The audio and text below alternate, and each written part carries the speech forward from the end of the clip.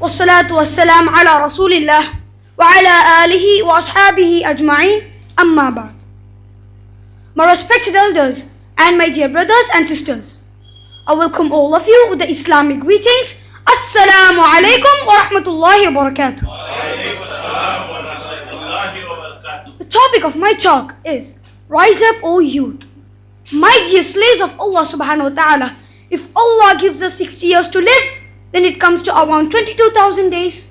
All these days, Allah gives us to prepare for one day of interview with Him. That is on the day of judgment. On that day, Allah will ask us some questions and He wants correct answers. He is so merciful that He has already mentioned the questions in the Holy Quran. His mercy is so great that He has already mentioned the answers to these questions too.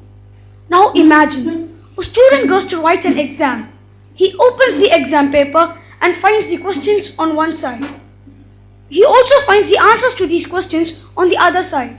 Now, after writing the exam, if he still fails, what would we think of him? We would think that he is the dumbest person around. Well, tell you what, on that day of judgment, we, people who knew the questions and the answers, will still fail.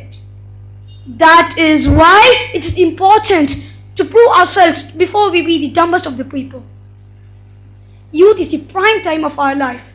This is where we make decisions of what we will be in the future. Things we do in this stage of life will most likely affect us throughout the life. That is why it is important to bring Islam into this part of the life. If a baby tries to walk, it falls down. Of course it falls down. But it does not give up.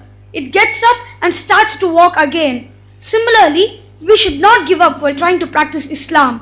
One day, we will start obeying Allah in every state, in whatever state we are. I would like all of you to make a small promise to Allah subhanahu wa ta'ala that we do what we were sent to do in this life, or else we will be like the dumb person who will fail the test in the day of judgment.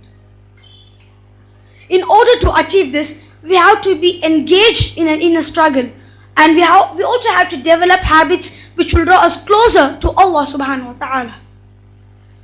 So in the end, I would like to exhort all the parents to bring more Islam into my brothers, my students, my fellow students, and I would also like to I would like to beg my students, my brothers, to start practicing more Islam.